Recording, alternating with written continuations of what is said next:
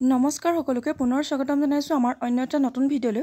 আজিৰ ভিডিঅ'টোত আমি কেইটামান নতুন চৰকাৰী চাকৰিৰ বিষয়ে আলোচনা কৰিবলৈ লৈছো আৰু এই চাকৰিসমূহ মুকলি হৈছে ৰেলৱে বিভাগৰ পৰা আৰু আপোনালোকে জুলাই মাহৰ ভিতৰতে এই পোষ্টসমূহৰ বাবে আবেদন কৰিব পাৰিব আৰু জুনৰ পৰা এই নটিফিকেশ্যনসমূহ আউট হৈছে। আপোনালোকে এতিয়াই ভিডিঅ'টো শেষলৈকে চাই এই পোষ্টসমূহৰ বাবে এপ্লাই কৰক। বহুতসমূহ পোষ্ট মুকলি হৈছে, ৬,২৩৭টা পদ মুকলি হৈছে। আপোনালোকে ৰেলৱে ডিপাৰ্টমেণ্টৰ যিটো অফিচিয়েল ৱেবছাইট তাত গৈ এই পোষ্টসমূহৰ বাবে এপ্লাই কৰিব পাৰিব। এই চেনেলটোত যদি আপুনি প্ৰথমবাৰৰ বাবে ভিজিট কৰিছে তেনেহ'লে চেনেলটোত ছাবস্ক্ৰাইব কৰি ৰাখিবলৈ নাপাহৰিব, কাৰণ আমি এনেধৰণৰ ভিডিঅ'সমূহ সদায় আনি থাকোঁ আৰু আপোনালোকৰ সহায় হোৱাকৈ চৰকাৰী চাকৰি বা যিকোনো ধৰণৰ চাকৰি নটিফিকেশ্যনসমূহ আমি আনি থাকোঁ। গতিকে আপোনালোকে আমাৰ ভিডিঅ'ৰ নটিফিকেশ্যন সোনকালে পাবৰ বাবে কাষতে থকা বেল আইকনটো প্ৰেছ কৰি চেনেলটো ছাবস্ক্ৰাইব কৰি ৰাখিবলৈ নাপাহৰিব। তেনেহ'লে আহক আজিৰ ভিডিঅ'টো আৰম্ভ কৰোঁ। ৰিক্ৰুইটমেণ্ট হৈছে ৰেলৱে RRB টেকনিচিয়ান ৰিক্ৰুইটমেণ্ট 2025 আৰু ইয়াৰ বাবে টোটেল পোষ্ট আছে 6,180টা পোষ্ট। ইয়াৰ বাবে এলিজিবিলিটি কি হ'ব, আপোনালোকে কেনেকৈ অনলাইন কৰিব পাৰিব আৰু ইয়াৰ এপ্লিকেশ্যন ফি কিমান হ'ব, সকলোখিনি ডিটেইলছ RRBৰ যিটো অফিচিয়েল ৱেবছাইট হয় তাতে দিয়া আছে। আপোনালোকে যদি অধিক তথ্য জানিব বিচাৰে তেনেহ'লে সেই ৱেবছাইটটোত ভিজিট কৰিব পাৰে আৰু মই আপোনালোকক যিমানখিনি পাৰোঁ ডিটেইলছ এই ভিডিঅ'টোৰ যোগেদি দিবলৈ চেষ্টা কৰিছোঁ। গতিকে ভিডিঅ'টো শেষলৈকে চাই থাকক। ইয়াৰ বাবে আছে টোটেল 6,180টা পোষ্ট আৰু পোষ্টসমূহৰ নাম হৈছে ৰেলৱে RRB টেকনিচিয়ান গ্ৰেড 3 আৰু গ্ৰেড 1, এইকেইটাই হৈছে পোষ্টৰ নাম। আৰু গ্ৰেড 1ত আছে 180টা পোষ্ট আৰু গ্ৰেড 3ত আছে 6,055টা পোষ্ট আৰু ইম্পৰ্টেণ্ট ডেটছখিনি ইয়াতে দিয়া আছে।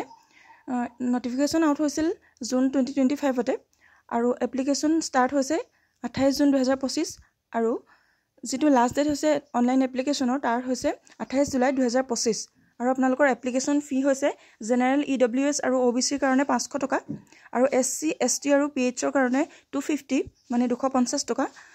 যিখিনি ফিমেল হয় অল কেটেগৰী, যিকোনো কেটেগৰীৰ ফিমেল হ'লে আপোনালোকে 250 পে' কৰিব লাগিব আৰু আপোনালোকৰ কিবা ভুল হ'লে, কিবা ৰং ডকুমেণ্টছ হ'লে আপোনালোকৰ কাৰেকশ্যন চাৰ্জ হ'ব 250 টকা আৰু আপোনালোকে কাৰেকশ্যনৰ বাবে যিটো লাষ্ট ডেট হৈছে সেইটো হৈছে 28 জুলাই, সেইটো 1 পৰা 10 আগষ্ট হ'ব। আপোনালোকৰ 1 পৰা 10 আগষ্টৰ ভিতৰত আপোনালোকে কিবা ভুল থাকিলে কাৰেকশ্যন কৰিব পাৰিব।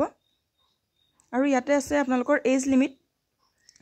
মিনিমাম এজ লিমিট হৈছে 18 বছৰ আৰু মেক্সিমাম এজ হৈছে যিটো টেকনিচিয়ান গ্ৰেড 3 হৈছে তাৰ বাবে 30 ইয়াৰ্ছ আৰু যিটো মেক্সিমাম এজ টেকনিচিয়ান গ্ৰেড 1ৰ বাবে হৈছে সেইটো 33 ইয়াৰ্ছ আৰু ইয়াতে দিছে টোটেল পোষ্ট 6,238টা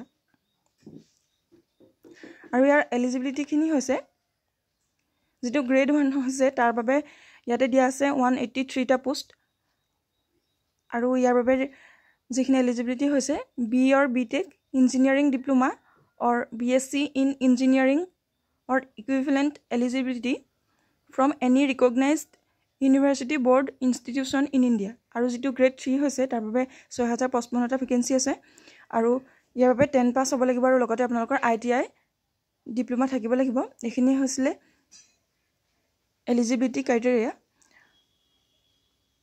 আৰু ইয়াৰ পাছতে আপোনালোকৰ এই পোষ্টসমূহৰ বাবে এমাউণ্ট বা চেলাৰীখিনি পাৰ মান্থ দিয়া আছে তলত। আপোনালোকে কিবা কথাত যদি কনফিউজ হৈছে তেনেহ'লে অফিচিয়েল ৱেবছাইটটো এবাৰ আপোনালোকে নিজে চেক কৰি চাব। মই আপোনালোকক মাত্ৰ নটিফিকেশ্যনটোৰ কাৰণে জাননীটো দি দিছোঁ আৰু ইয়াতে আপোনালোকৰ চেলাৰী দিয়া আছে। যিটো গ্ৰেড 1 হৈছে তাৰ চেলাৰী হৈছে 29,200ৰ পৰা 92,300লৈকে আৰু যিটো গ্ৰেড 3 আছে তাৰ চেলাৰী হৈছে 19,900ৰ পৰা 63,200। ইমানখিনি আপোনালোকৰ পাৰ মান্থ চেলাৰী হ'ব আৰু ইয়াৰ চিলেকশ্যন প্ৰচেছটো হৈছে CBT এক্সাম হ'ব, তাৰপাছতে ডকুমেণ্ট ভেৰিফিকেশ্যন হ'ব, তাৰপাছতে মেডিকেল এক্সামিনেশ্যন, তাৰপাছতে ফাইনেল চিলেকশ্যন লিষ্ট। এনেকৈ আপোনালোকৰ এইটো প্ৰচেছেৰে চিলেকশ্যন প্ৰক্ৰিয়াটো হ'ব আৰু আপোনালোকে ইয়াতে দিয়া আছে, ৱেবছাইটটোতে দিয়া আছে আপোনালোকে কেনেকৈ এই পোষ্টসমূহৰ বাবে এপ্লাই কৰিব পাৰিব। আপোনালোকে ইয়াৰ বাবে যিটো ৰেলৱেৰ অফিচিয়েল ৱেবছাইট হয় তাতে আহি অনলাইন এপ্লাইত ক্লিক কৰি আপোনালোকে এপ্লাই কৰিব পাৰিব নিজৰ মোবাইলতে হ'লেও আৰু মই কমেণ্ট বক্সত পিন কমেণ্টত আপোনালোকক ইয়াৰ লিংকটো দি দিম, আপোনালোকে তাত গৈও ইয়াৰ বাবে এপ্লাই কৰিব পাৰিব। আজিলৈ ভিডিঅ'টো ইমানেই আছিলে আৰু কিবা যদি কনফিউজ থাকে মোক কমেণ্টত নিশ্চয় জনাব আৰু ভিডিঅ'টো ভাল লাগিলে এটা লাইক কৰিবলৈ নাপাহৰিব আজিলৈ ইমানেই আছিলে ধন্যবাদ